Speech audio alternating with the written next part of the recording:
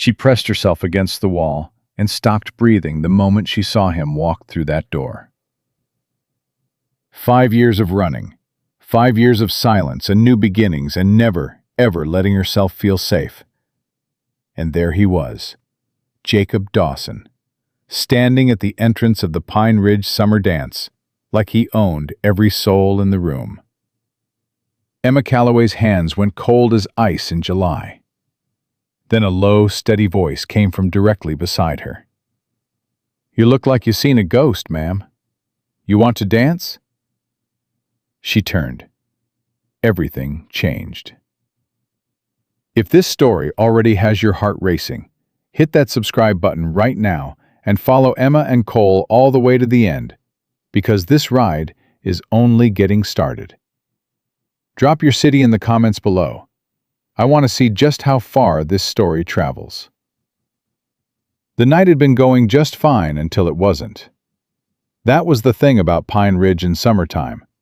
It had a way of making a person believe in things. The air smelled like pine resin and warm earth.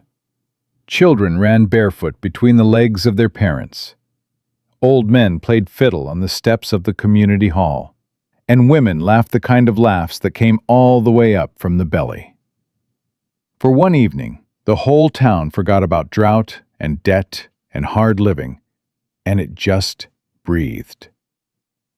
Emma Calloway had allowed herself, for the first time in a very long time, to breathe with it. She stood near the far wall of the hall, a glass of lemonade in both hands, watching the dancers spin. She wasn't going to dance. She never danced.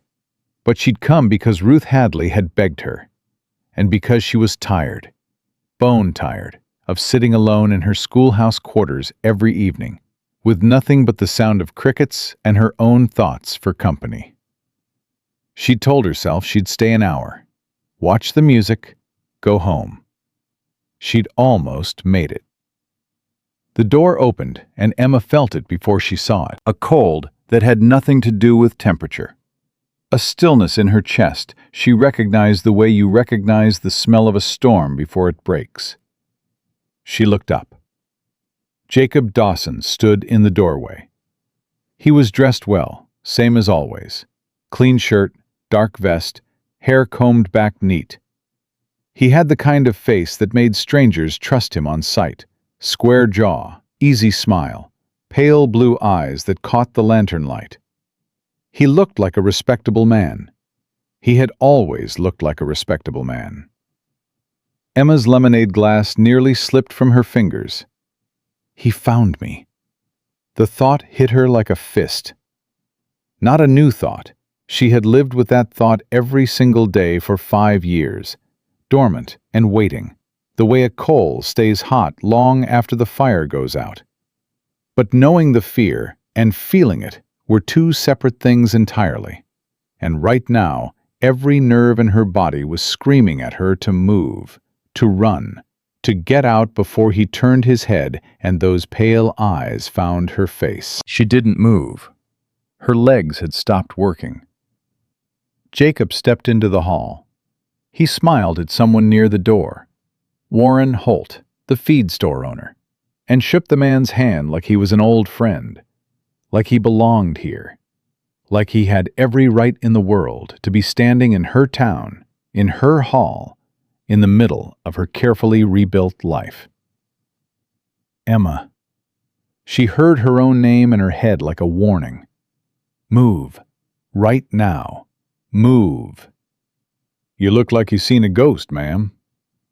The voice came from her left, low and unhurried, the way a man speaks when he's got nowhere particular to be and no reason to rush. Emma startled so hard she nearly dropped her glass, and she spun to find a man she did not recognize standing not 3 feet away from her, leaning against the wall with his arms loosely crossed and his eyes aimed directly at her face. He was tall, not in the exaggerated way that made men seem like they were performing their size, but genuinely, quietly tall. The kind of tall that came from years of working outdoors, from hauling timber and climbing ridge lines, and doing the kind of work that shaped a person from the outside in.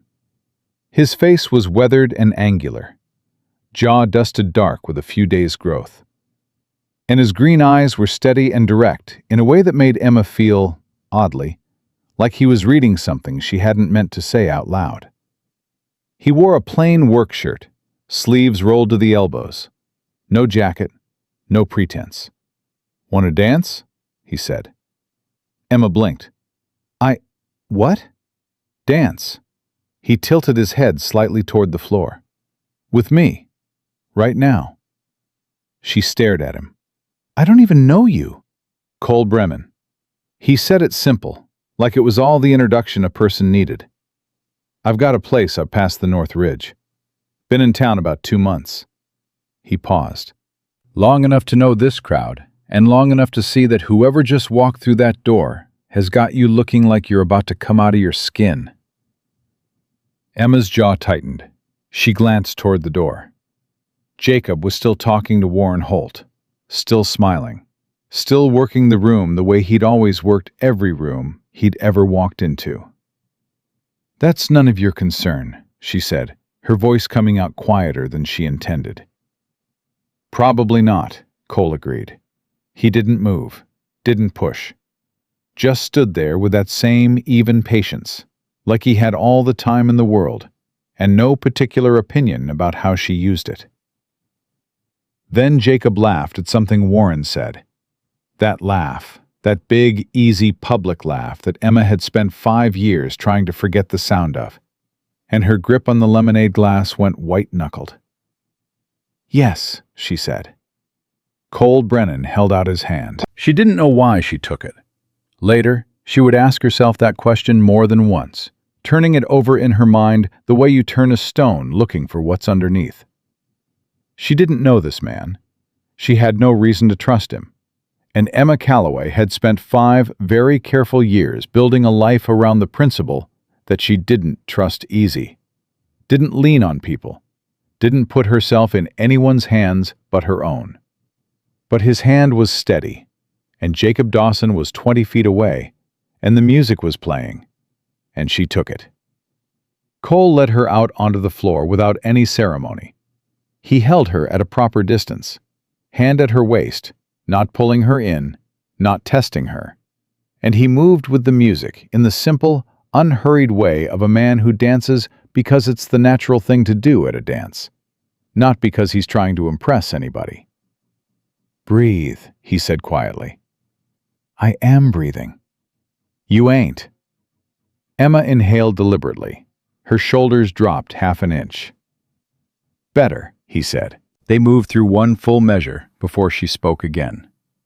"You don't have to do this." "I know. I'm not in the habit of accepting help from strangers." "Understood." He turned her gently as the fiddle swung into a new phrase. "You're doing real well for somebody who ain't in the habit of it." Despite everything, despite Jacob standing somewhere at the edge of her peripheral vision, despite the cold sweat at the back of her neck, despite 5 years of learned fear running hot through her blood, something in Emma's chest loosened by a single fractional degree. "He's my ex-husband," she said. She didn't know why she said it. Cole's hand at her waist didn't tighten. His expression didn't change. Figured it was something like that. "He doesn't know I'm here. In Pine Ridge, I mean. I haven't seen him in 5 years. And yet here he is." "And yet here he is," she repeated, and she hated how small her voice sounded saying it. Cole glanced past her shoulder, just once, quick and unremarkable, the way a man checks a door without wanting to make it obvious that he's checking a door. Then his eyes came back to her face. "He see you yet?" "I don't think so." "All right." He nodded once. "Then we just keep dancing." Jacob Dawson saw her 11 minutes later. Emma felt the exact moment it happened. She was facing the far wall, Cole between her and the door, and she saw it in Cole's eyes first. A slight shift, a new quality of attention. The way his gaze moved from her face to just over her left shoulder and went flat and still. "Don't turn around," Cole said quietly. Emma's spine went rigid. "He sees me." "Yeah." "Is he coming over?" "Slow and easy," Cole said, working the room on his way, shaking hands, wants to look casual. That's exactly how he does things." Her voice cracked on the last word, and she hated it. Hated the sound of her own fear. Hated that Jacob Dawson could still make her voice crack from 20 feet away without even touching her.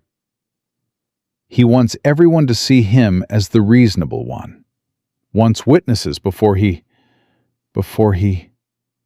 Emma. Cole said her name, and she realized she'd never told it to him. He must have heard it from someone, or read it in her face. She didn't know, and it didn't matter. What mattered was the way he said it. Not sharp, not commanding.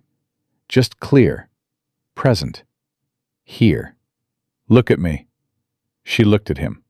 "He's got no power over you in this room," Cole said. "You understand me? Every person in here knows you. You're their school teacher. You've been here 5 years. He's a stranger. That matters." "You don't know him," Emma said. "You don't know how he—" "Emma Calloway." The voice came from behind her. It was warm. It was friendly. It was exactly as she remembered it. Smooth as good whiskey, practiced as a sermon, and underneath all of it, cold as a January creek. She turned around. Jacob Dawson stood 4 feet away, his hat in his hands, his pale eyes moving from her face to Cole's and back again, with the expression of a man who has found something slightly surprising, but is handling it with remarkable grace. "Jacob," Emma said. Her voice was flat. "That was good. That was 5 years of practice." "It is you." He shook his head slowly, like a man who can't believe his good fortune. "Emma, Lord Almighty, look at you." His smile reached his eyes just far enough to be convincing. "I have been looking for you for the better part of 2 years." "Is that right?" Emma said. "Your sister told me you'd gone west. I've been through 3 territories." He glanced at Cole then, the way you glance at furniture, acknowledging it without caring about it. "Didn't mean to interrupt." "You didn't interrupt anything," Cole said. Jacob's gaze moved to Cole slowly. "I'm sorry, I don't believe we've been introduced." "Cole Brennan." Cole didn't offer his hand. "I've got a place up past the ridge." He said it the same way he'd said it to Emma, plain, factual, and with an ease that somehow made it sound like a territorial claim. "Emma and I go back a ways." It was a lie so clean and so delivered with such quiet authority that Emma almost believed it herself. Jacob's smile didn't waver, but something behind his eyes recalibrated. He was good at reading people. She knew that better than anyone. And she watched him reading Cole now, measuring him, filing him into a category. "Well," Jacob said pleasantly, "I only want a few minutes of her time. Old friends catching up." He looked at Emma then, and the warmth in his face was perfect and terrible. "You wouldn't deny me that, would you, Emma? After all this time?" "She's busy," Cole said. The pleasant expression held. "I was speaking to Emma." "I heard you," Cole said. "She's busy." The silence between the 2 men stretched out 3 full seconds, which is a very long time when 2 people are deciding something about each other. Jacob laughed. It was an easy laugh, self-deprecating, designed to diffuse. He was good. He had always been so impossibly good at this. "Of course," he said. "No rush. We'll talk later, Emma." He looked at her, and the smile stayed fixed, but his eyes said something entirely different. They said, "I found you, and I am not leaving." He turned and walked back toward the far side of the room. Emma realized she had been holding her breath for the last 30 seconds. "Cole," she said quietly. "I know." "He's not going to just—" "I know," Cole said again. She exhaled. "I need to go home." "Not alone," he said. She looked at him sharply. "I appreciate what you just did. I do. But I don't need—" That man just looked at you, the way a hunter looks at something he's already decided he's taking home. Cole's voice didn't rise, didn't harden. It was the same quiet, level voice he'd used all evening, which somehow made it worse. "I've seen that look before, and I don't need to know your history to know what it means." Emma stared at him. "You want me to leave you alone, I'll leave you alone," he said. "That's your call to make, and I'll respect it either way.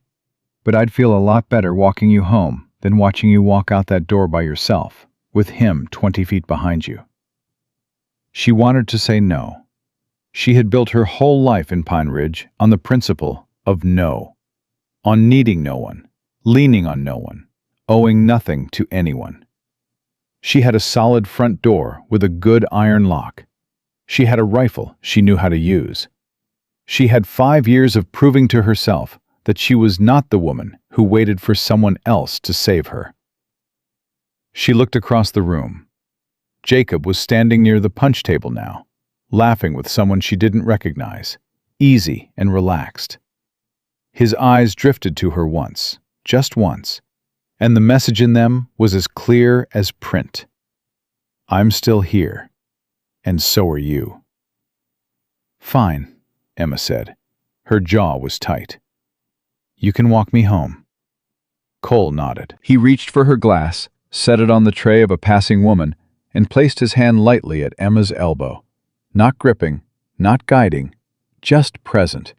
And they moved toward the door together. The summer air outside hit Emma like a splash of cold water, and she realized her whole body had been clenched up tight as a fist for the last 20 minutes. She let out a long, slow breath and unclenched her hands at her sides. They walked in silence for a while. The music from the hall faded behind them. The road was quiet, lit silver by a high summer moon, and the pines on either side stood tall and dark and indifferent. "How long you been in Pine Ridge?" Cole asked finally. 5 years, Emma said. "Almost to the day." "And he never found you before?" "No," she paused. "I was careful." "What changed?" She shook her head. "I don't know. My sister. She wouldn't have told him on purpose. She knows better. But Jacob has a way of—" She stopped, searched for the right words. "He has a way of making people tell him things they didn't intend to tell him. He's very convincing. He's always been very convincing." Cole was quiet for a moment. "He hit you?" The question was so direct, so matter-of-fact, asked with neither pity nor accusation, that it caught Emma completely off guard. She had spent 5 years fielding that question, sometimes from people who meant well, sometimes from people who were prying, and she had never been able to answer it without flinching. She answered it now without flinching. "Yes," she said. Cole nodded once. No further comment. No performance of shock or outrage. Just the acknowledgement, clean and quiet, like he'd filed it alongside everything else he already knew about a situation that was what it was. They reached the schoolhouse, Emma's quarters with a small addition built off the east side of the building. 2 rooms, plain and practical, everything she needed and nothing more. She stopped at the door, key already in her hand, and turned to face him. "You don't have to stay," she said. "I know." He glanced back up the road they'd come down. He followed us. Emma went cold. "What?" "About 100 yards back. He stopped when we stopped." Cole said it the way he said everything, even, unhurried, like he was commenting on the weather. "He's just watching for now." Emma's hand tightened on her key. "Cole?" "He wants you to know he found you," Cole said. "That's tonight's purpose. He ain't going to do anything tonight. Too public. Too many witnesses who saw him at that dance. He's planting the seed." He paused. "You know I'm right." She hated that she did. She hated how precisely she recognized the pattern. The gentle opening move, the casual display of reach, the patient, terrible message of, "You cannot escape me." Jacob Dawson had never needed to raise his voice in public. He was far too smart for that. "He'll be back," she said. "Yes," Cole agreed. "Tomorrow. Or the day after. He'll come to the schoolhouse. He'll be reasonable. He'll want to talk." Her voice was starting to lose its steadiness, and she pulled it back hard. "He'll tell me he's changed. He always says he's changed." "And you won't be here alone when he does," Cole said. Emma looked at him for a long moment. The moonlight was strong enough that she could see his face clearly. The lines around his eyes, the set of his jaw, the absolute quiet stillness that seemed to be the default state of him, like a mountain that has no opinion about the weather it generates. "Why?" she asked. "Why do you care? You don't know me." Cole considered that. It seemed like a genuine consideration, not a deflection. Like he was actually taking the question seriously and deciding how honest to be with the answer. "I know enough," he said finally. "I know what it looks like when a person's been running from something for a long time, and they've run about as far as they can run." He held her gaze. "I've been that person, ma'am. Looks the same from the inside as from the outside." Something shifted in Emma's chest. Something small and guarded and very old. "I have a lock on my door," she said. "Good." He stepped back. "Use it." He turned to go, then stopped. "You have any way to get word to me if you need to?" "I don't even know where you live." "North Ridge. Big timber cabin, half a mile past the fork." He paused. "I'll come by the school tomorrow morning, just to check." Before she could answer, before she could decide whether she wanted him to or not, he was already walking back up the road, steady and unhurried, moving through the dark in the direction of wherever Jacob Dawson was standing and watching. Emma stood in the doorway and watched him go. She turned the key in the lock. She bolted the door. She stood in the dark of her small sitting room for a long moment, listening to the quiet. Then she crossed to the window, pulled back the curtain 2 inches, and looked up the road.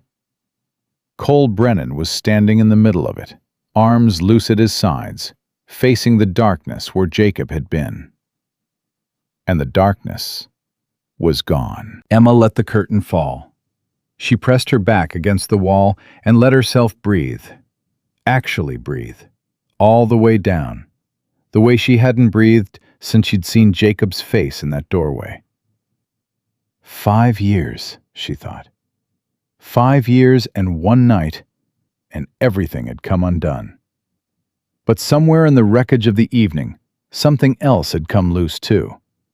Something she couldn't quite name yet. Something that felt dangerously and unreasonably, almost like the opposite of alone. She pressed her palms flat against the wall and held on to that feeling for exactly 1 second. Then she let it go, straightened up, and went to check the back door. She didn't sleep. That wasn't new. Emma had spent the better part of 5 years running through bad nights. But this one had a different quality to it. Not the dull, familiar dread of waiting for a danger that might or might not come. This was sharper, more immediate, the kind of awake that comes when you know, in your gut, that the clock has started running again and you can't stop it. She was up before dawn. She dressed, built a fire, boiled coffee, and sat at her small kitchen table with both hands wrapped around her cup, staring at the door. Jacob was in Pine Ridge. She said it to herself plainly, the way her mother had always told her to say hard things, out loud, with no softening, so the truth of it couldn't hide in the dark corners of your mind and grow bigger than it actually was. Jacob Dawson is in Pine Ridge. He found you. He knows where you live. The cold fact of it sat in the room with her like an uninvited guest. She thought about Cole Brennan standing in the middle of that road at midnight, facing the dark like it was something he'd done 100 times before. She thought about the flat, quiet way he'd said he followed us, like it was information rather than alarm. Like he had a system for processing things like that. Like he'd lived in a world where that kind of information was routine. She poured a second cup of coffee and didn't drink it. By the time the first children arrived at the schoolhouse door at 7:30, Emma had herself back together. Smoothed down, latched up, front-facing. She was good at that. 5 years of practice had made her very, very good at that. She was explaining long division to 3 rows of squinting faces when she heard the knock at the door. The knock was 2 sharp raps, confident, unhurried. The kind of knock that expected the door to open. Her chalk stopped on the board. "Miss Calloway?" said 8-year-old Danny Marsh from the front row. "One moment," Emma said. She set the chalk down, wiped her hands on her apron, and crossed to the door. She opened it. Jacob Dawson stood on her step with his hat in his hands and his very best expression arranged on his face. Warm, a little contrite. The expression of a man who knows he surprised you and wants you to know he feels terrible about that. "Emma," he said, "I know this isn't the right time. I know that. I couldn't wait another day." From the rows of desks behind her, Emma felt 20 pairs of small eyes burning into the back of her head. "I'm teaching," she said. Her voice came out level. She was proud of that. "Of course you are. I'm sorry." He tilted his head, and the apology looked genuine. It always looked genuine. "Tonight, maybe? Just to talk? That's all I want, I promise. Just to— Miss Calloway, do you need me to step in?" The voice came from around the corner of the building, and Emma's heart did something strange and complicated. As Cole Brennan came into view, a length of fence timber balanced on his shoulder, his work gloves tucked into his belt. He looked at her first, and the question in his eyes was real. Not a performance, not theater. He was actually asking. Emma looked back at Jacob. Something moved across Jacob's face, just for a half second, gone before anyone else would have caught it. And then the warm expression was back, adjusted now to include this new variable.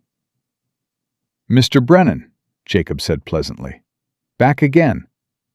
"Fixing the fence post on the south side," Cole said, easy as anything. "School board asked me to take a look." He set the timber down, pulled off one glove, and looked at Jacob with a patient, unreadable expression of a man who has all day. "You need something from Miss Calloway?" "Just a conversation," Jacob said. "Old friends." "She's teaching." "So I've been told."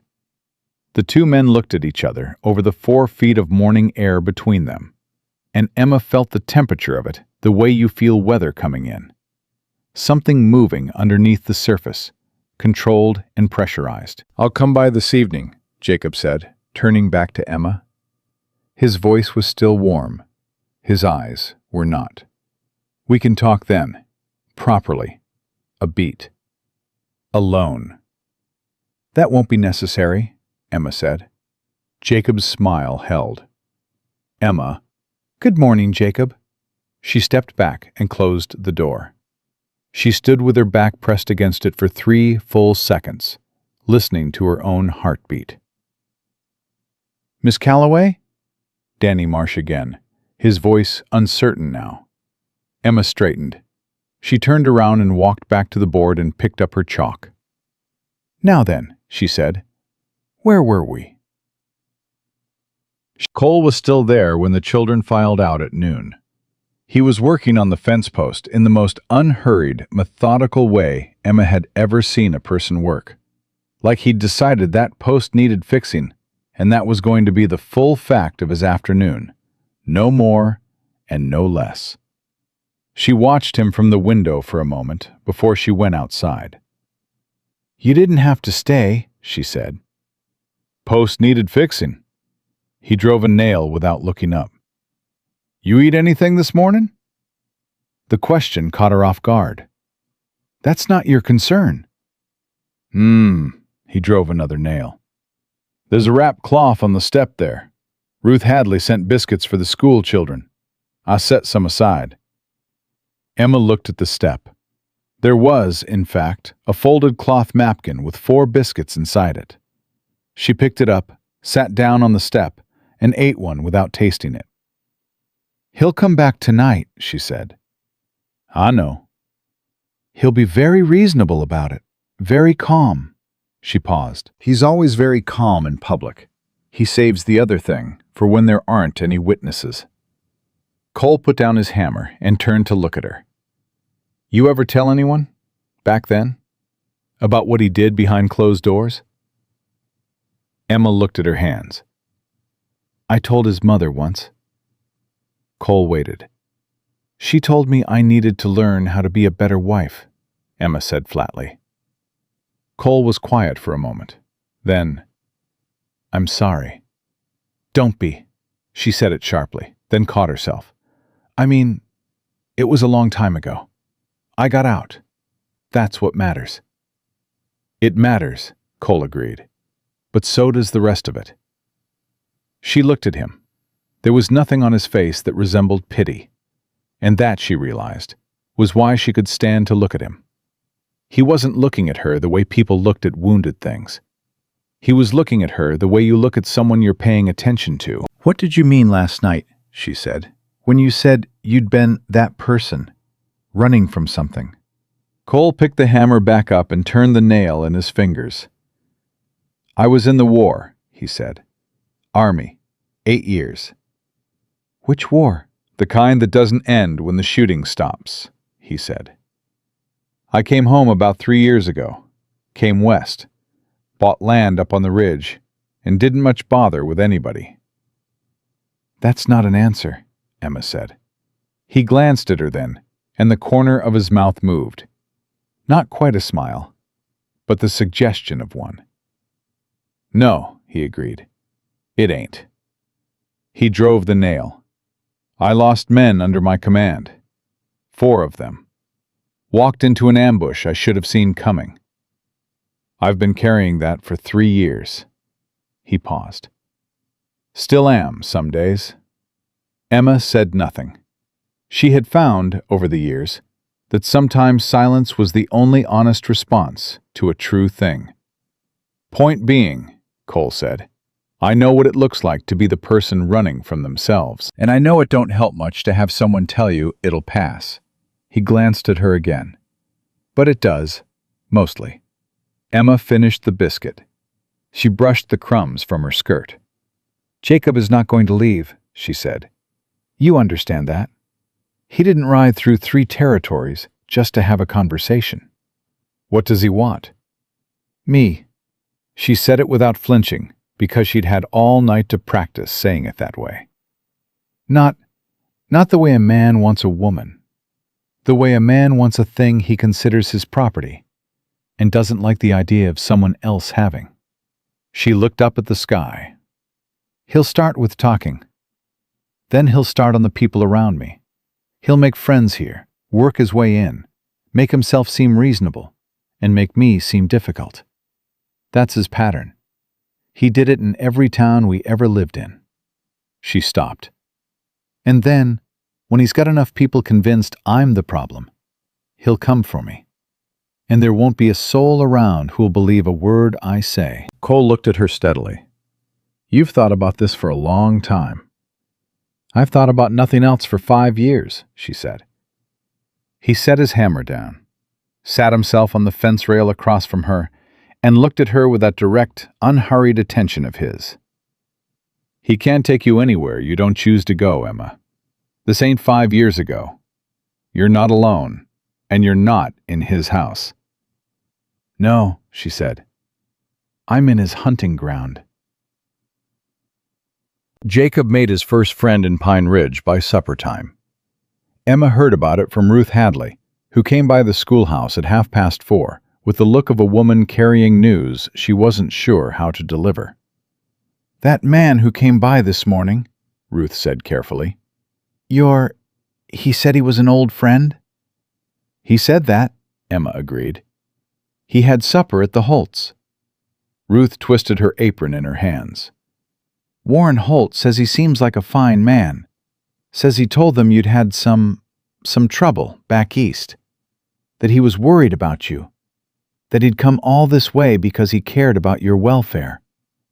Emma felt the familiar sick lurch in her stomach. There it is. "He told Warren you'd had a breakdown of some kind."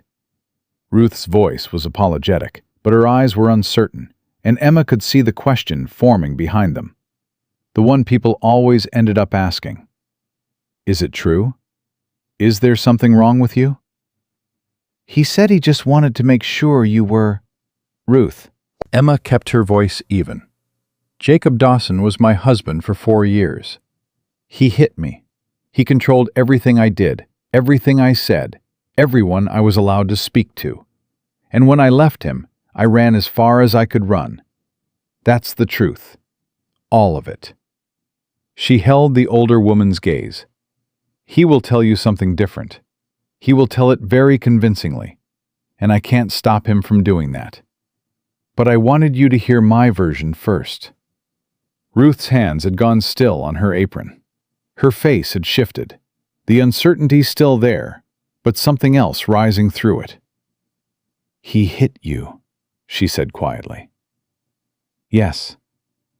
Ruth nodded slowly. She pressed her lips together.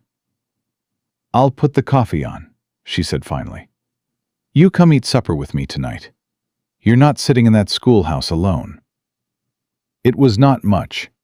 In the grand shape of what was coming, it was a very small thing. But Emma took it for what it was. One person standing on the right side of a line, and she held on to it with both hands. Cole came by at sundown the way he said he would.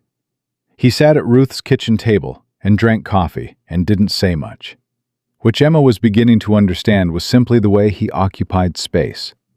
Present, quiet, and about as movable as the ridge he lived on.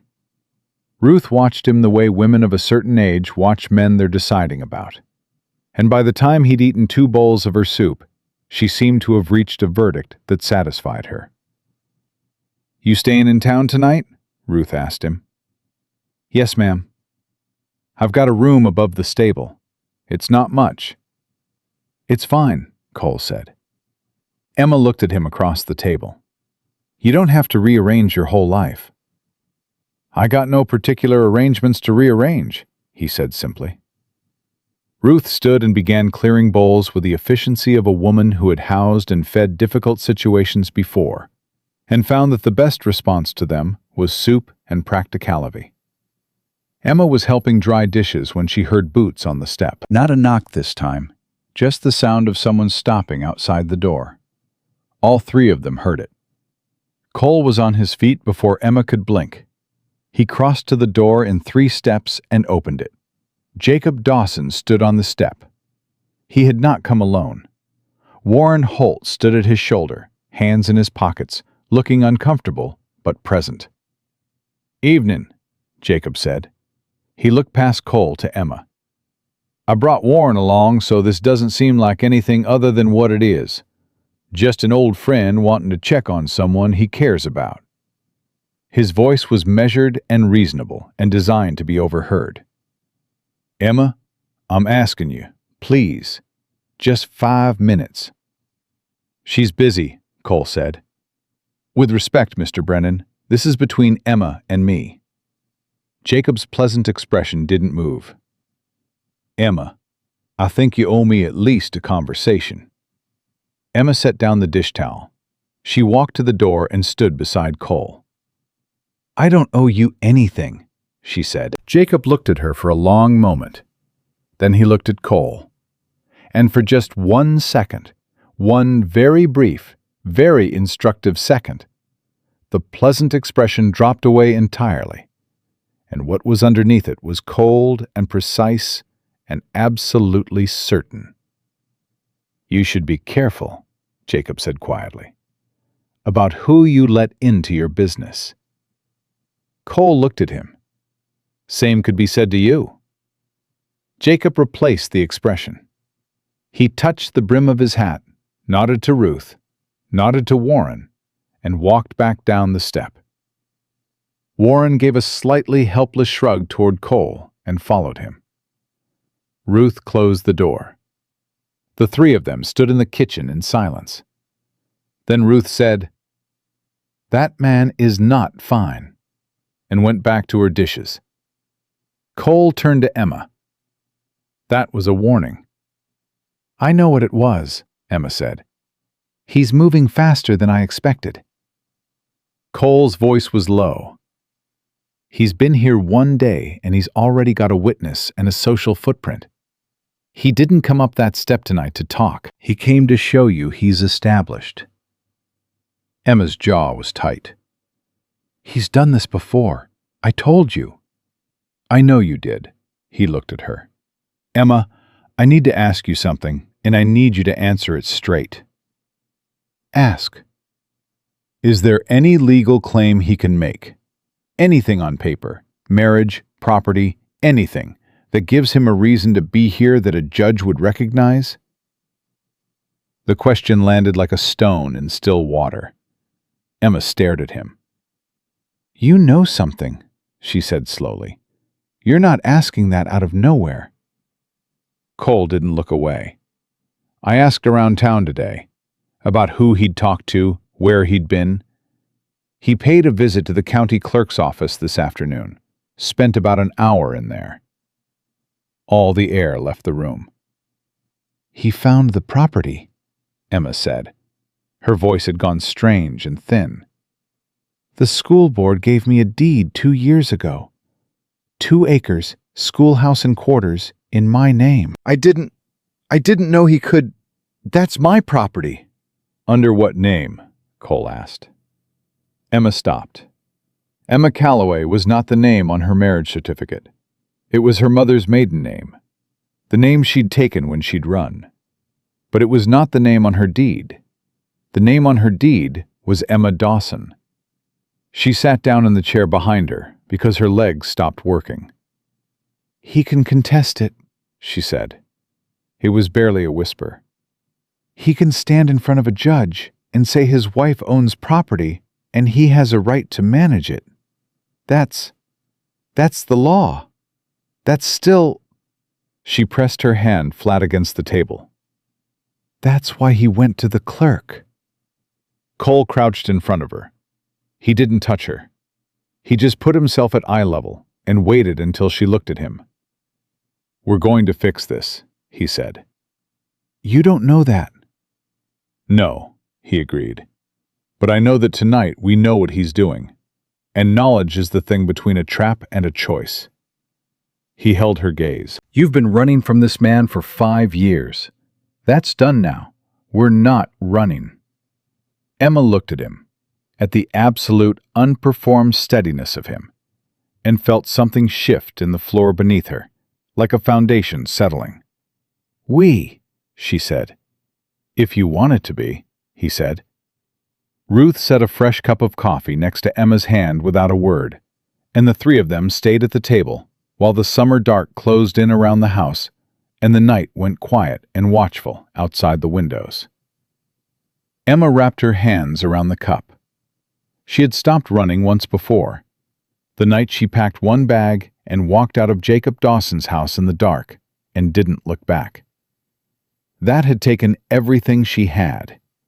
This was going to take more. But she thought about the deed with her wrong name on it. She thought about Jacob in the county clerk's office, methodical and patient, pulling the thread he'd come all this way to pull. And she thought about Cole Brennan standing in the road at midnight, facing the dark without flinching. "All right," she said quietly. "Then we don't run." The deed was the weapon.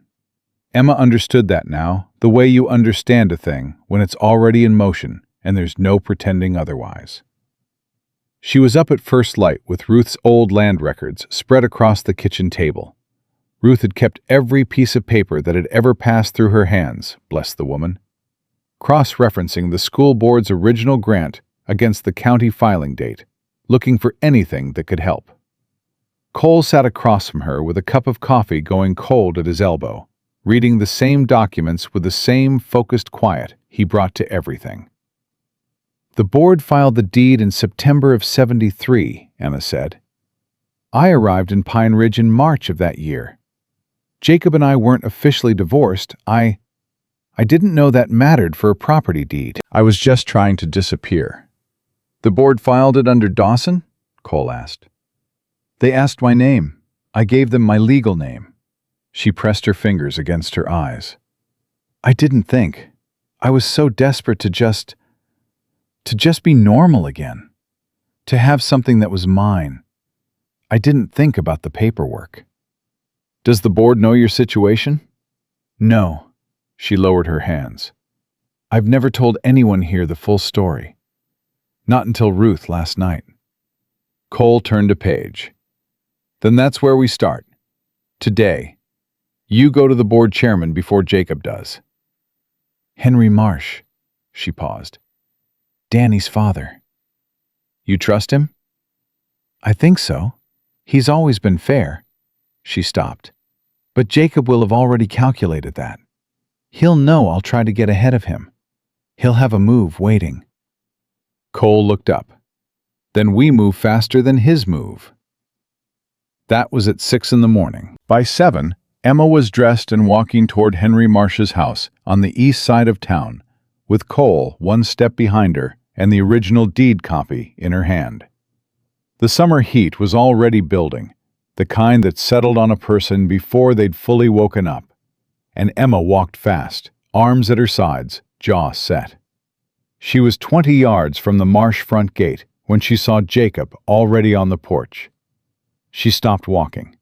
He was sitting in Henry Marsh's porch chair, coffee in hand, laughing at something Henry had just said.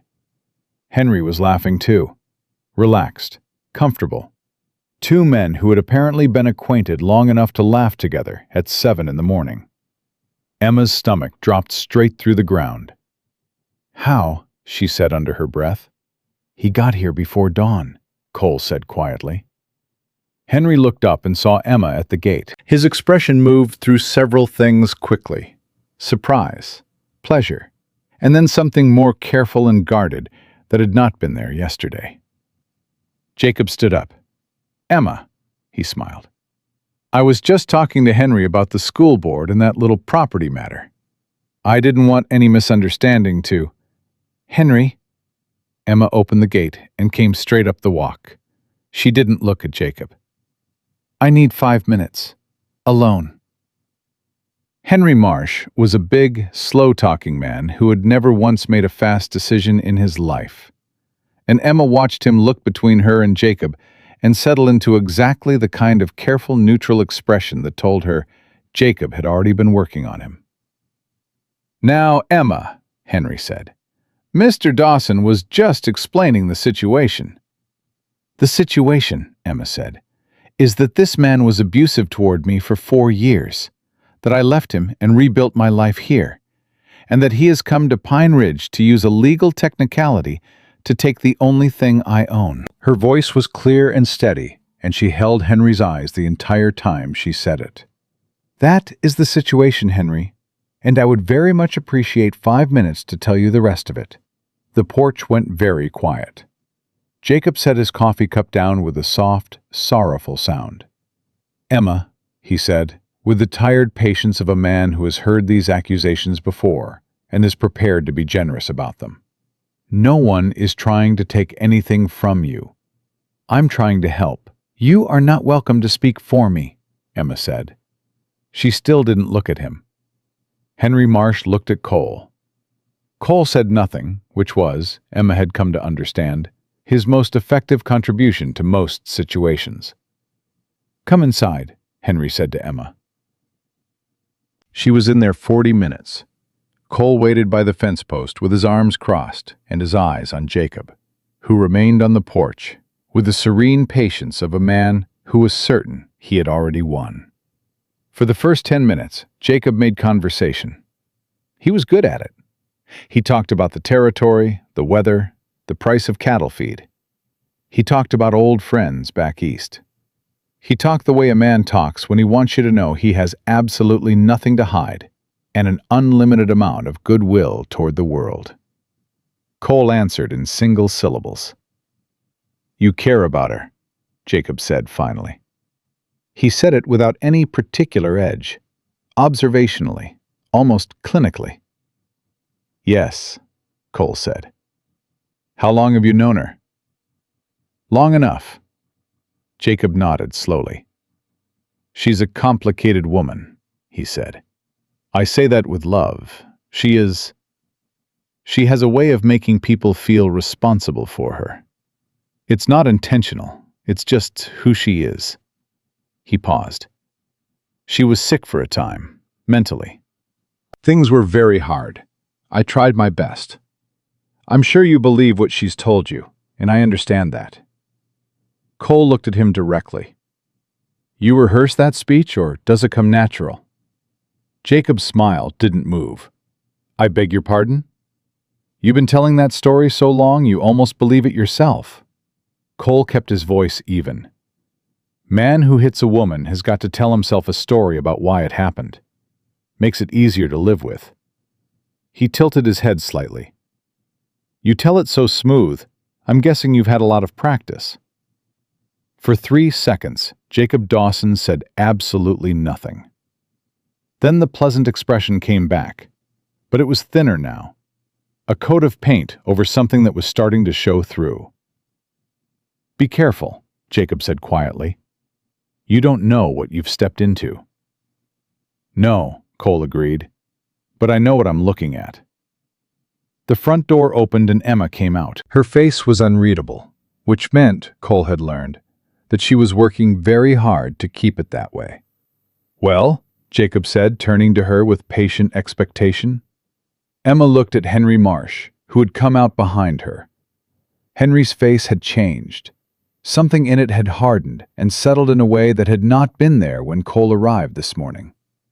"The board will be convening tomorrow," Henry said, "to review the deed filing and Emma's status as the property holder." He looked at Jacob with an expression that was carefully formal. "In the meantime, Mr. Dawson, the property remains as filed." Jacob absorbed that. "Of course," he said pleasantly. "I have no objection to a formal process." But his eyes, when they found Emma's face, said something entirely different. They said, "You bought yourself one day." She told Cole what had happened inside as they walked back. Henry had listened, had asked careful questions, had not committed to anything, but had listened with the expression of a man recalibrating what he thought he knew. Emma had told him everything. Not the version she'd kept polished and manageable for 5 years, but the real version, with the weight of it, and the shame of it, and the specific, particular details that she had never said aloud to another human being in Pine Ridge before last night. "He believed you?" Cole asked. "He believed enough to call a meeting," Emma said. "That's not the same thing as believing me." She paused. "Jacob will be at that meeting." "I know." "He'll be prepared. He'll have documentation. He always has documentation." She stopped walking and turned to face him in the middle of the road.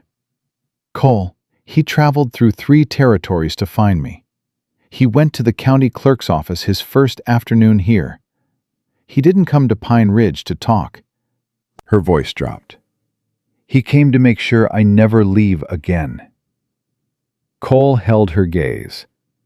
"Emma, I need you to understand that," she said. "Not reassure me. Understand it. The way I understand it."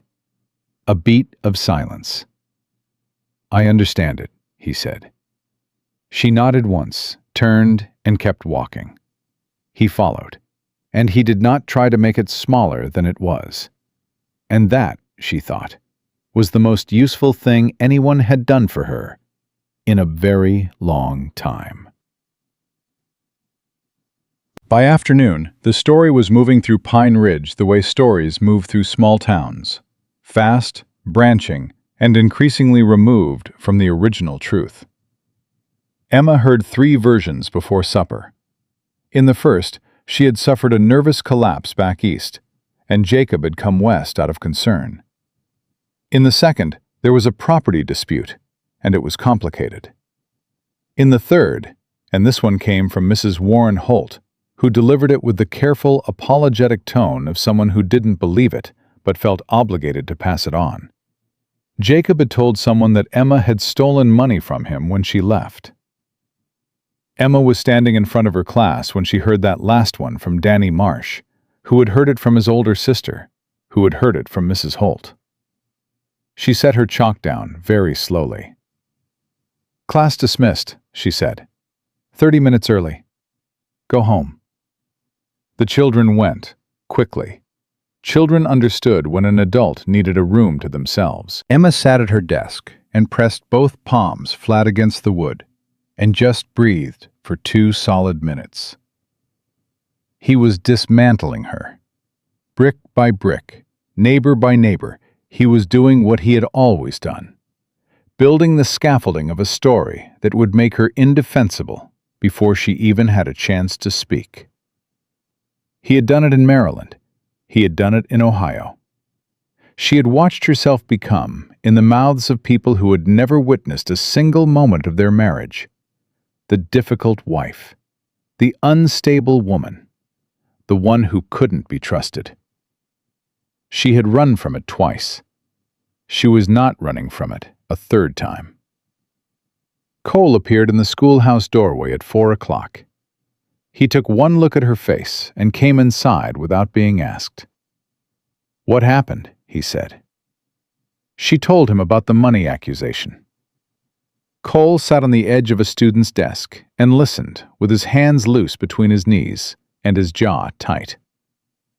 "He's escalating," Cole said. "He expected you to be more rattled by the deed.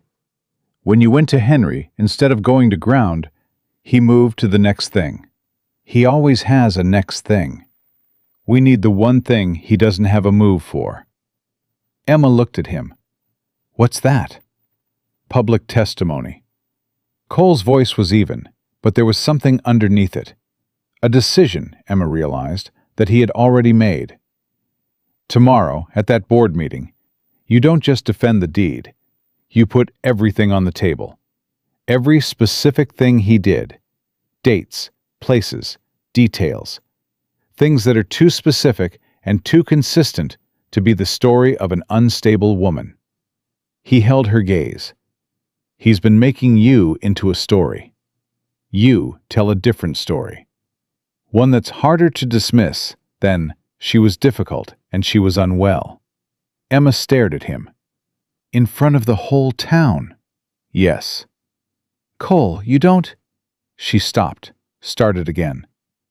"You don't know what it costs to do that. To stand up in front of people who know you and to say those things out loud, while he's sitting right there looking at you like you're—" "I know," Cole said quietly. "You don't." "No." He held her gaze. "You're right. I don't know that exact cost. A beat. But I know what it costs to keep carrying something alone. I've been paying that bill for 3 years." He paused. "It's a worse price in the long run." The schoolhouse was very quiet. Outside, the summer heat pressed down on everything, relentless and patient. "I'll be there," Cole said. Every word. Emma looked at him for a long moment, at the lines on his face and the steadiness in his eyes, and the absolutely uncomplicated fact of him sitting on a child's school desk telling her the true thing instead of the comfortable thing. "Okay," she said. She was halfway through her supper preparations when someone knocked at the back door of her quarters. Not the front, the back. Emma put down her knife and stood very still. The knock came again. Not Jacob's knock. This was lighter, uncertain. She went to the door and opened it 2 inches. A young woman stood on her step, 17, maybe 18, dark-haired and thin, with red-rimmed eyes, and the specific posture of someone who has been working up the courage to do something for a long time and has finally run out of reasons not to. Emma didn't recognize her. "Miss Calloway?" the girl said. Her voice was almost inaudible. "Yes?" "My name is Clara." She swallowed hard. "Clara Reeves. My mother is... She does laundry for the hotel."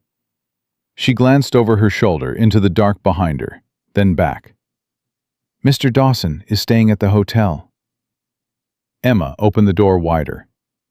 "You'd better come in," she said. Clara came in and stood in the middle of the kitchen with her hands clasped together in front of her, and her eyes moving around the room with the alert, braced quality of someone who had learned to track exits.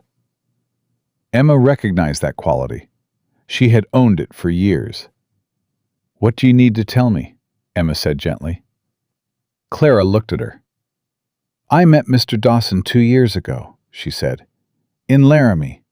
He was very kind, very gentlemanly." Her jaw tightened on the word. For about 4 months, I thought he cared about me." Emma's heart went very still. "Clara," she said carefully, "did he hurt you?" The girl's face answered before her voice did. Emma pulled out a chair. "Sit down," she said. "I'm going to make tea, and then you're going to tell me everything. And then we're going to send for Cole Brennan." She put the kettle on with steady hands. "You don't have to be afraid anymore. I promise." Clara sat down, and her composure came apart in a single releasing breath. The sound of someone who had been holding something for a very long time and had finally found a place safe enough to put it down. Emma kept her hands busy with the kettle and the cups, and felt something harden in her chest like iron cooling in a mold. Jacob had found her. But he hadn't planned for this. He hadn't planned for Clara Reeves to follow him to Pine Ridge and knock on the back door of a school teacher he'd never considered significant enough to plan around. He hadn't planned for a woman with 5 years of survival in her spine, and a mountain man who didn't move for threats. He hadn't planned for any of it.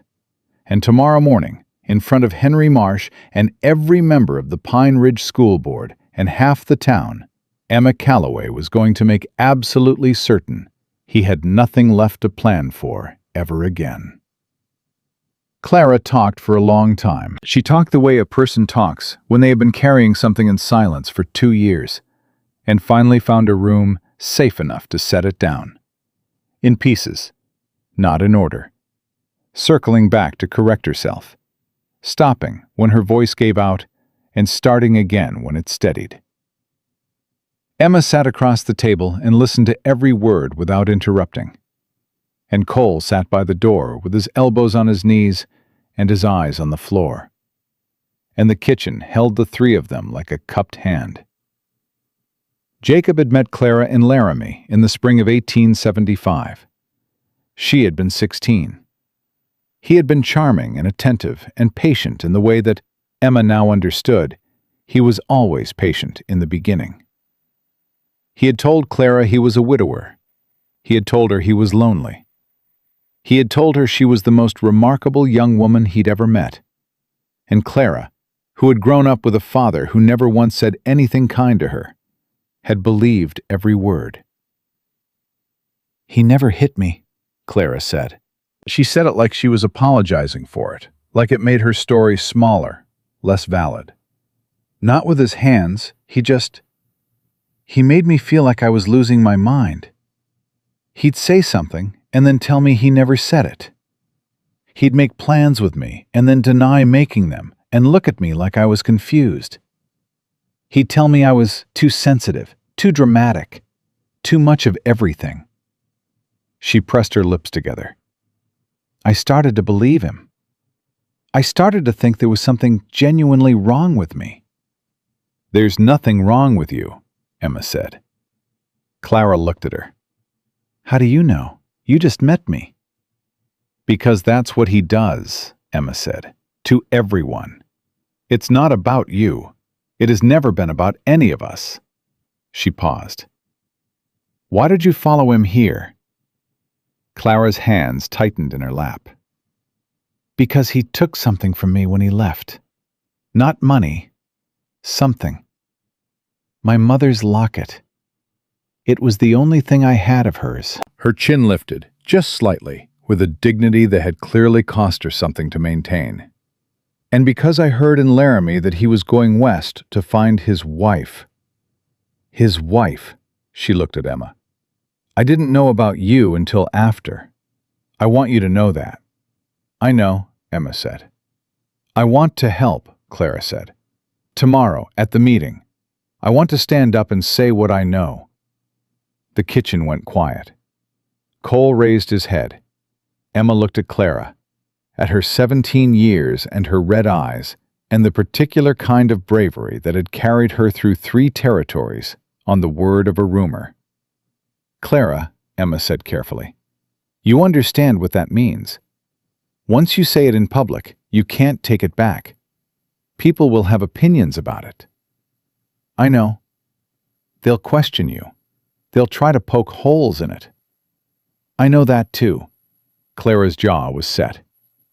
He took 2 years of my life and my mother's locket, and whatever I used to think about myself before I met him. The least I can do is stand up in a room and say so. Emma looked at Cole.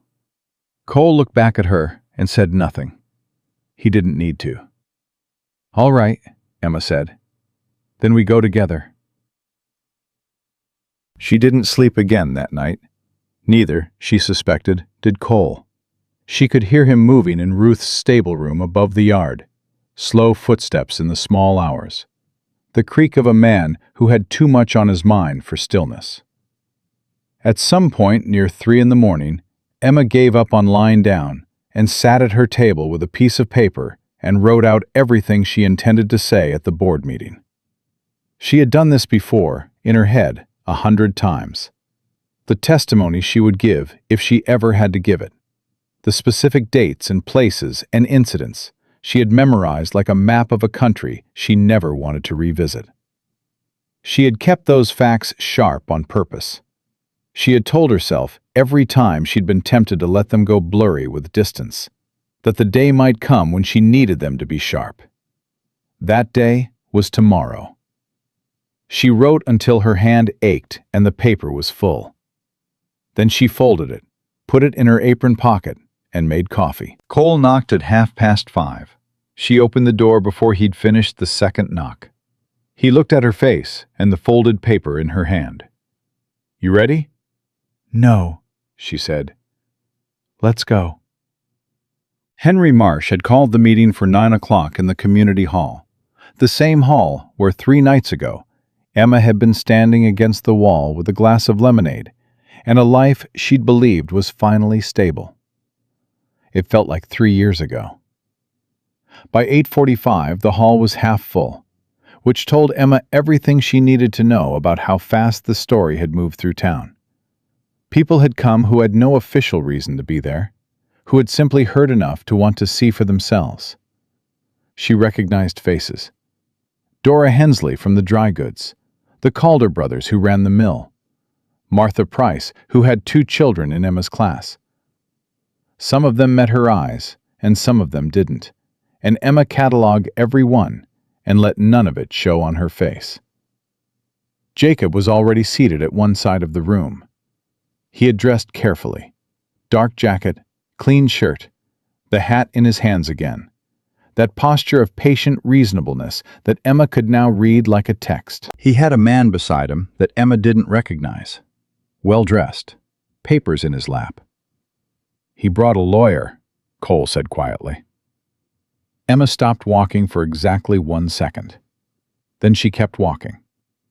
Henry Marsh stood at the front of the room with the school board's 3 other members ranged beside him. He looked tired, which meant he'd been up half the night too, which meant he'd been thinking hard about what Emma had told him. She took that as a small, cautious sign. She sat down in the front row. Cole sat beside her. Clara, pale but rigid-spined, sat on Emma's other side.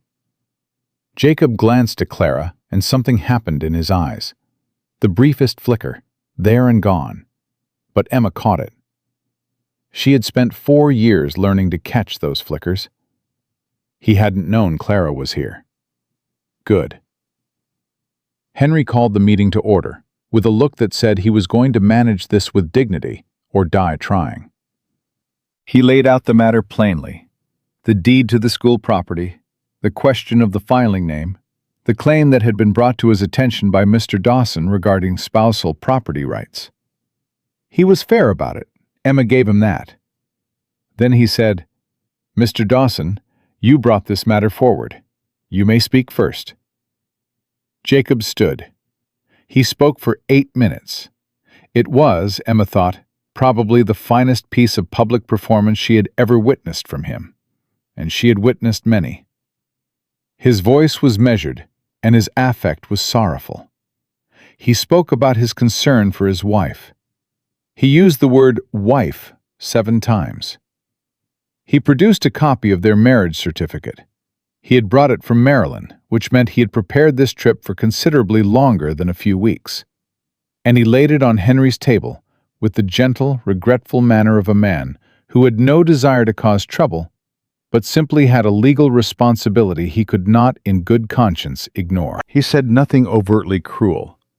He said nothing that could be quoted back to him unfairly. He was a masterpiece. When he sat down, his lawyer crossed 2 items on a notepad. Henry looked at Emma. Mrs. Dawson, you may respond." Emma stood up. She unfolded the paper from her pocket and looked at it for exactly 1 second. Then she folded it again and put it away. She didn't need it. She had never needed it. She'd known every word by heart for 5 years. She looked at Henry Marsh. Then she looked at the room. "My name is Emma Calloway," she said. "It has been Emma Calloway since the night I walked out of Jacob Dawson's house in Baltimore with 1 bag and $17 and never looked back. I took my mother's name because it was the only thing I had left that he hadn't gotten to." She paused. "I want to tell you why I left." Jacob's lawyer uncapped his pen. Emma didn't look at him. She kept her eyes on the faces of the people she knew, the parents of her students, the women who had brought her soup when she was sick that first winter, the men who had nodded to her on the street for 5 years. She spoke to them. She told them about the first time, not because it was the worst, it wasn't, but because it was the one she'd spent the most time trying to explain away before she stopped explaining it. The one she had believed, for 6 entire months, was an aberration. She told them the specific date. She told them what she'd been wearing. She told them what he'd said afterward. She told them the way a woman tells the truth when she's been waiting for the right room for a very long time.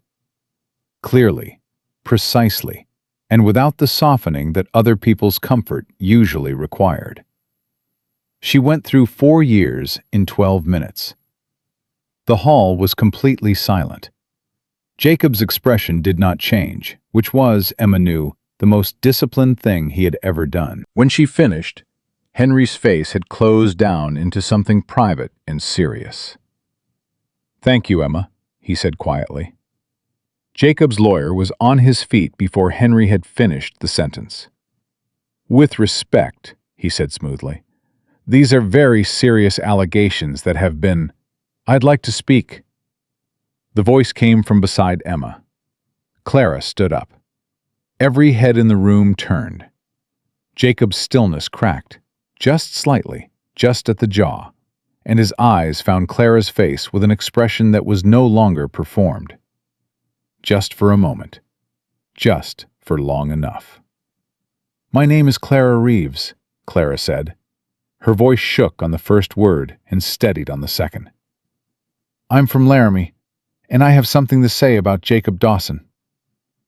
The lawyer said, "This young woman has no standing in this proceeding." "She has standing in my meeting room," Henry Marsh said flatly. "Sit down." The lawyer sat. Clara spoke for 4 minutes. She did not have a prepared paper. She did not have dates or a marriage certificate. She had 2 years of a specific, particular experience, and she laid it out in the direct, unembroidered way of someone who was done being ashamed of what was done to them. By the time she sat down, 3 women in the back row were looking at Jacob Dawson with an expression Emma recognized. It was the expression of a woman who has heard a story and knows, in the part of herself that has always known things that couldn't be proven, that it is true. Jacob stood up without being invited. "This is a coordinated attack," he said. His voice had lost some of its warmth. Not all of it, but some. "I don't know this young woman. I have never met her. She has been put up to this by—" "That's a lie," Clara said, still seated, her voice completely flat. "Young lady, you told me about the silver mine investment the second week we met," Clara said. "You kept a green pocket watch that you said belonged to your father. You always ordered the same meal at the hotel. Roast beef, no carrots, black coffee. I know your habits, Mr. Dawson, because I spent 8 months learning them." She looked at him with the eyes of someone who has finally stopped being afraid. "Tell me again you don't know me." The room shifted. Jacob looked at her. Then he looked at Emma. Then he looked at Cole, who had not moved and had not said a word, and was sitting with his arms crossed and the specific, patient expression of a man who has been waiting for exactly this moment. "This is not over," Jacob said, and his voice had gone quiet in a way that was more threatening than shouting. "I'm going to ask you to sit down, Mr. Dawson," Henry said. Jacob sat, but his eyes had moved to the door, calculating, running the new numbers. Cole saw it. Emma saw Cole see it. Their eyes met, and the message passed between them without a word. He wasn't done. He was repositioning. Henry called a recess. The room broke into the kind of urgent, overlapping conversation that happens when a group of people are all revising something at the same time. Emma stayed in her seat. She felt hollowed out and strangely light, the way you feel after a fever breaks, wrung out but functional, like a cloth that has been washed hard and is still damp, but is clean now. Clara sat beside her without speaking, which was the right thing to do. Ruth pushed through the crowd and sat on Emma's other side and took her hand and didn't say a word either, just held on. Cole was gone. Emma looked around and didn't see him and felt a spike of alarm before she caught herself. She scanned the room, the doorway, Warren Holt came in through the side door and walked directly to Henry Marsh and said something close to his ear. Henry's face changed. Emma stood up. Warren saw her. "Emma." He crossed to her quickly, and something in his expression made her chest constrict. "The hotel just sent word. Jacob's room has been cleared out. He's gone." "Gone where?" Emma said. "They don't know. He checked out an hour ago, before the meeting even started." Warren's voice was troubled. "But his horse is still at the livery." Emma was already moving. She got through the door and into the bright summer morning, and the heat hit her, and she was looking up the road before she decided where she was going. Cole was there. He was standing near the edge of the road in front of the livery, talking to the stable boy. And when he saw Emma coming, he moved to meet her halfway. "He cleared out the hotel," she said. "I know. Jimmy from the livery just told me." Cole's jaw was tight. "Horse is still here, like Warren said. He didn't leave town." "Then where—" Cole's eyes went past her. Emma turned. Smoke. Thin and dark and rising in a column from the direction of the schoolhouse. Emma's whole body went cold. "No," she said. It came out barely a sound. She was running before Cole caught her arm. "Emma!" His voice was sharp. "Stop." "That's my school." "I know what it is." He didn't let go of her arm. "You don't walk toward a fire he started. You understand me? That's exactly what he wants. You, out there alone." His eyes were fixed on the smoke, and his voice was controlled, but his grip on her arm was iron. "Think. He left the hotel before the meeting. He's been planning this all morning. The fire is a move, Emma. What does it get him?" She forced herself to stop, to think past the roaring in her blood. "It gets me to the schoolhouse," she said slowly. "Alone. Away from the crowd. Away from witnesses." "Yes." She looked at the smoke. "Cole, everything I own is in that building." "I know." He looked at her, and his voice came down, and beneath the control there was something that was not control at all. "I know, and I am sorry. But you are worth more than everything in that building, and he knows it too. That's exactly why he did it." The sound of shouting from the direction of the fire reached them as people started to notice. Henry Marsh was suddenly at Emma's side. "We need to send men with water," Cole said. "But nobody sends Emma." He looked at Henry directly. "You understand why." Henry looked at Emma. She could see him catching up to it, the sequence of it, the calculation behind the fire. And she watched his face change as he caught it. "Lord Almighty," Henry said quietly. Cole turned to Emma. "Ruth's house, right now. You and Clara." "I'm not hiding in Ruth's. I'm not asking you to hide." His voice was direct and unhurried as always, but his eyes were something else entirely. "I'm asking you to stay in a room with a locked door and a witness and Ruth's shotgun over the mantel while I go find Jacob Dawson and make sure this ends today." He held her gaze. "Can you do that?" Emma looked at him. She wanted to say no. Every bone in her body wanted to say no. Wanted to be the one standing in the road when Jacob was found. Wanted to look him in the eye when it happened. Wanted to be the one who ended it herself after 5 years of running. But she thought about what Cole had said in the schoolhouse yesterday. Knowledge is the thing between a trap and a choice. And she looked at the smoke rising from the direction of everything she owned. And she made the choice. "Don't go alone," she said. "I won't." He looked past her at Warren Holt. "Warren." Warren Holt straightened up. He looked at Cole, then at Emma, and something in the man resolved that hadn't been resolved before. The comfortable, well-meaning uncertainty of a man who had wanted to believe the pleasant story burning away in the face of the smoke still rising over the ridge. "I'm with you," Warren said.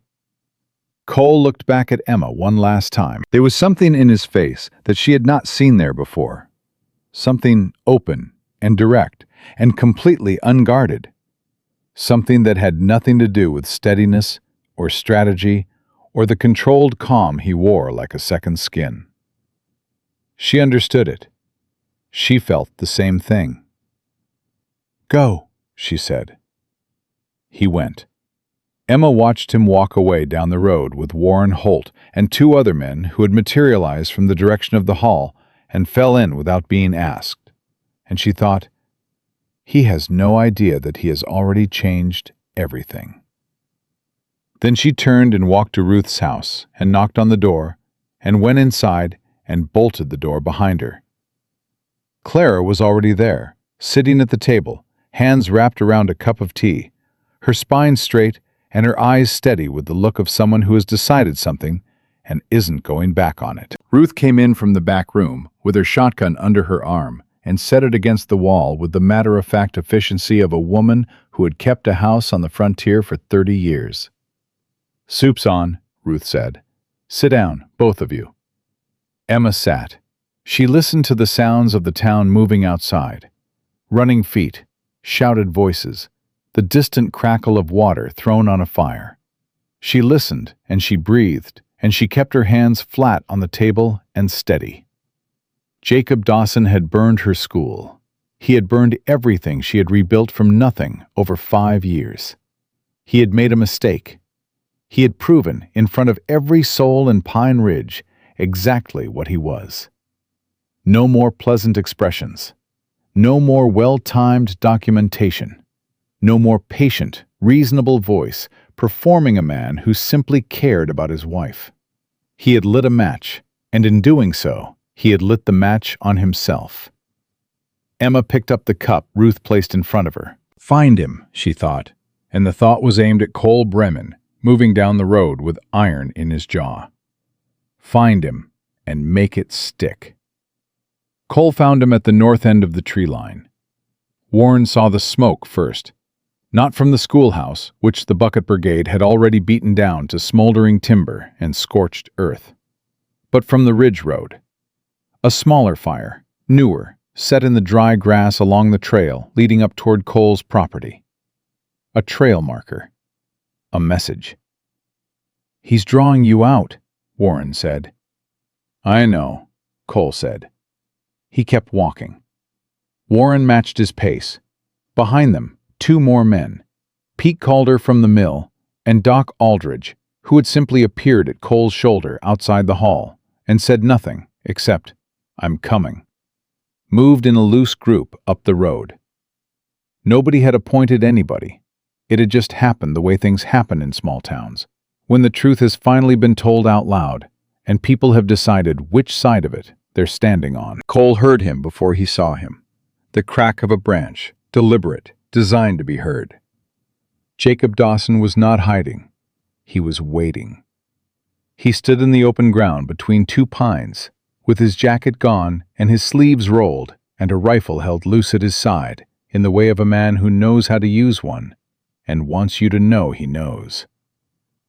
He looked, for the first time since he'd walked into the Pine Ridge dance 3 nights ago, exactly like what he was. The pleasant expression was gone. The hat-in-hand contriteness was gone. What was left underneath all of it was cold and precise and absolutely furious. "Just you would have been fine," Jacob said. His eyes moved to Warren and Pete and Doc and came back to Cole. "This is between me and my wife." "Emma's not here," Cole said. "She will be, once she sees what's left of her school." "She's not coming," Cole said. "And it's over, Jacob. You burned a building in front of 40 witnesses and ran. There's no version of today that ends well for you." Jacob's jaw moved. "I want Emma." "I know you do." Cole took one slow step forward. "That's the whole problem." "You don't know anything about what's between us." "I know she ran from you, across 3 territories and 5 years, and rebuilt her life from nothing, twice over." Cole's voice was even, but there was something underneath it that had no patience left in it at all. "I know she stood up in front of this entire town this morning and told the truth about every single thing you did to her, and the room believed her. I know a 17-year-old girl followed you here from Laramie to say the same." He stopped walking. "And I know you set fire to the only property she's ever owned in her name, because you couldn't stand that she was going to win." He held Jacob's gaze. "That's what I know." Jacob stared at him. Then he raised the rifle. Doc Aldridge made a sound. Warren went still. Pete Calder took one quiet step to the left. Cole didn't move. "You gonna shoot me?" Cole said. "In front of 3 witnesses, on the same morning you committed arson in front of 40 more." He said it flatly, like arithmetic. "Think about that for a moment." Jacob's rifle hand was steady. His eyes were not. Underneath the cold precision there was something fracturing, something that had been held together by performance and control for years and years, and was now coming apart in the open air without an audience to perform for. "She was mine," Jacob said, and his voice cracked on the last word, in a way that was not grief and not love, but something uglier than both. The rage of a man who has confused ownership with devotion for so long he can no longer tell them apart. "No," Cole said. "She wasn't. She was never yours. She was just somebody you wouldn't let go." The rifle trembled. Cole waited. And then, in the specific, suspended second before something either breaks or doesn't, Warren Holt stepped forward. Not toward Jacob, toward Cole. He put himself at Cole's shoulder and stood there, and Pete Calder did the same on the other side, and Doc Aldridge stepped up behind, and the four of them just stood in a line without a word and looked at Jacob Dawson. Jacob looked back at four men who were not afraid of him. The rifle came down. It didn't come down in surrender. It came down in the mechanical, defeated way of a man whose calculations have finally run out of room, who has looked at the numbers from every angle and found that none of them work anymore. He lowered it to his side, and his face went through several things and settled on a blankness that was worse than anger. "Sheriff's on his way," Warren said quietly. "Henry sent for him an hour ago." Jacob didn't answer. "Put the rifle on the ground," Cole said. A long moment. Then Jacob Dawson set the rifle in the grass, straightened up, and stood with his hands at his sides and waited for what was coming. Sheriff Tom Birch arrived from the county seat by mid-afternoon with a deputy at his side and a warrant already drawn up, which told Emma that Henry Marsh had sent a faster rider than anyone had mentioned. She found that out later.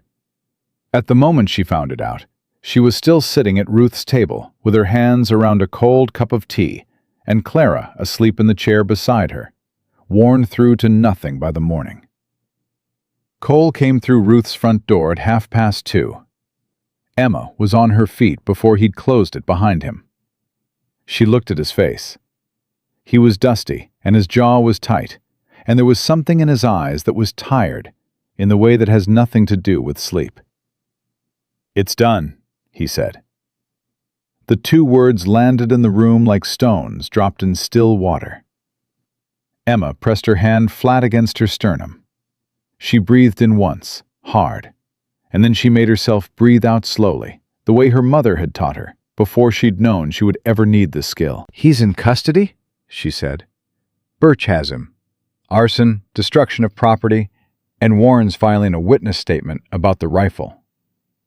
Cole crossed the room and sat heavily in the chair across from her. "His lawyer's on the way from wherever lawyers come from, but Henry's already filed a counterclaim on the deed, and Birch says the arson charge alone is enough to hold him through a circuit court date." He paused. "It's going to take time, Emma. It's not over overnight. But he is not getting out of this county before a judge sees what he did." Emma sat back down. Ruth appeared from the kitchen with coffee and set it in front of Cole without comment, which was Ruth's most consistent and generous form of love. Clara stirred in her chair, looked at Cole, and read his face with the quick, experienced eye of someone who had learned to read faces for survival. "It's done?" she said. "It's done," Cole said.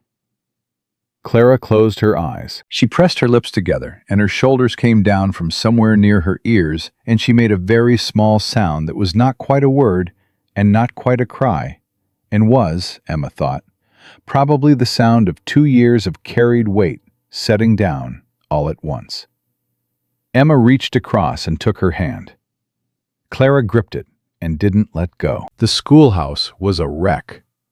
Emma went to see it that evening, because she'd decided she was not going to let Jacob have the satisfaction of it being the thing she couldn't look at. Cole walked with her and said nothing, which was the correct thing to say. She stood in front of it for a long time. The East Wing, the quarters she'd lived in, her 2 rooms, her bed and her table and her books, was the worst of it. The fire had started there, which meant Jacob had known exactly where she slept, which meant he had been closer to her at some point than she'd wanted to think about. The main schoolroom had fared better. The walls were scorched but standing. The desks were smoke-damaged. Her chalkboard, improbably, was intact. She looked at the chalkboard for a long moment. The long division problem she'd been writing when Jacob knocked on the door 3 mornings ago was still on it, interrupted mid-step. She looked at the unfinished equation and felt something move through her that was too complicated to name. Grief and absurdity, and a kind of raw, defiant humor that she would not have predicted. "The chalkboard survived," she said. "It did," Cole agreed. "I don't know whether to laugh or cry at that." "Reckon you could do both," she laughed. It came out a little jagged, but it was real. Cole looked at her when she laughed, and the expression on his face was one she hadn't seen from him before. Something open and unguarded and entirely unprepared for. Like a man who has walked around a corner and found something he hadn't known to expect. Emma caught him looking. She didn't look away. "Where are you going to stay?" he asked. "Until it's rebuilt." "Ruth has the room." "Good." He looked back at the building. "The structure's sound on the school side. Frames intact. Couple of weeks it can be rebuilt." "You know how to rebuild a schoolhouse?" "I know how to build most things." He paused. "If you'd let me." Emma studied the side of his face. "Cole." "Yeah?" "Why did you walk into that dance and ask me to dance?" He was quiet for a moment. "Honest answer?" "Always." "I'd seen you around town a handful of times," he said. "You had the look of a person who'd worked real hard to make themselves smaller than they were. Not weak, the opposite. Real, deliberate smallness. Like somebody who was trying not to be found." He paused. "I recognized it because I'd been doing the same thing for 3 years." He looked at her. "And I figured one of us ought to stop." Emma looked at him for a long moment. "That's a lot of assumption to base on a handful of times around town," she said. "It is," he agreed without apology. She looked back at her chalkboard, at the unfinished problem, at the soot on the walls and the smoke damage on the desks, and the evidence of everything Jacob Dawson had tried to reduce her to. "I'm going to need more chalk," she said. Cole said, "I'll get it." So 3 weeks later, the circuit judge came through Pine Ridge. Jacob Dawson stood before him in the county courtroom, with his lawyer at his side, and the pleasant expression back in place. And he entered his plea with the measured, sorrowful dignity of a man who has found a new angle and is already working it. His lawyer argued extenuating circumstances. His lawyer used words like estrangement and emotional distress, and the particular difficulties of a troubled marriage. Emma sat in the front row.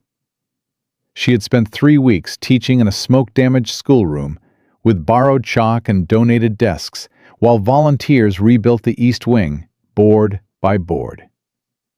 She had spent 3 weeks watching the people of Pine Ridge make up their minds about her. Slowly, in the way of people who take their time with things, but decisively, in the way of people who, once they've decided, don't go back. She had spent 3 weeks watching Clara Reeves find her footing in a new town, taken in by Ruth with the matter-of-fact generosity that Emma was beginning to understand was simply Ruth's way of being in the world. She had spent 3 weeks not running. When the lawyer finished, Emma was asked to give her statement. She stood up. She looked at Jacob, who looked back at her, with the expression of a man performing patience, and she thought, "I have looked at that expression for the last time." Then she looked at the judge, and she spoke. She was precise, and she was clear, and she was completely without the softening that other people's comfort had always required before. She said what she had said at the board meeting, and then she said more. The things she had kept back because she had still been testing the room, still deciding how much truth the room could hold. She said all of it. Clara stood up after her and said her piece. Henry Marsh gave a statement about the deed, the arson, and what he had witnessed over 3 days. Warren Holt described the rifle. Doc Aldridge described the rifle. Pete Calder described the rifle. Jacob's lawyer objected to several things and was overruled on all of them.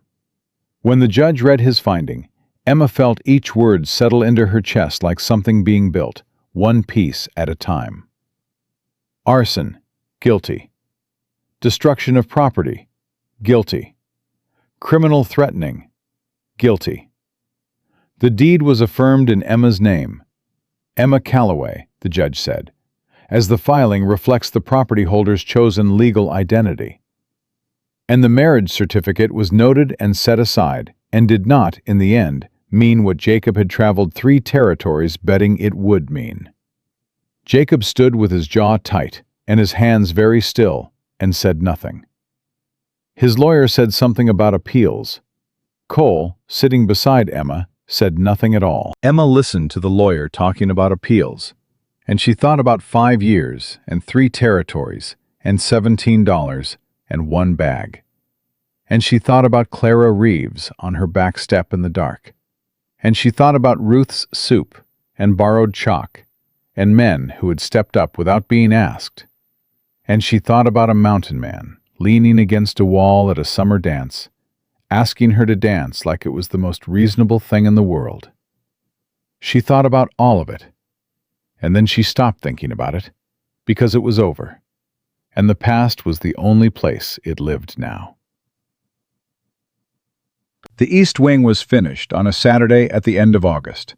The whole town came, because that was the kind of town Pine Ridge was when it was being its best self.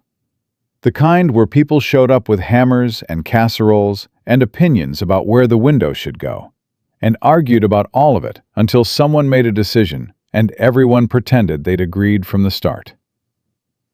The new quarters were plain and practical and smelled of fresh-cut pine and new plaster, and Emma walked through them twice with her hand trailing along the wall and her throat tight with something she didn't try to name. Clara had decided to stay in Pine Ridge. She'd told Emma this the week before, with the particular directness of someone who has gotten out of the habit of asking permission for things. "I like it here," Clara said. "And Ruth says she needs help with the laundry business." "Ruth does her own laundry just fine," Emma said. "She said she needs help," Clara said firmly. Emma had looked at her and thought, "Good. Just that. Good." The afternoon wound down. The casseroles were eaten. The opinions about the window were exhausted. People drifted home in 2s and 3s with the satisfied energy of a community that had done something useful together. Cole stayed until last. He was checking the new door frame. Habit, Emma had come to understand, rather than doubt in the workmanship. Running his hand along the joint with a frame at the wall, with the focused attention of a man who could not quite allow himself to leave a thing half-checked. "It's good work," Emma said. "Framing solid." He tested the hinge. "Door'll hold."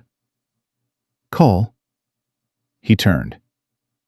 Emma stood in the middle of her new room, with the late afternoon light coming through the window. The window that everyone had argued about, and that now sat exactly where she had wanted it from the start. And she looked at him. "I'm staying," she said. "I want you to know that. Not because Jacob's gone. Not because I don't have anywhere else to go." She paused. "Because this is my town.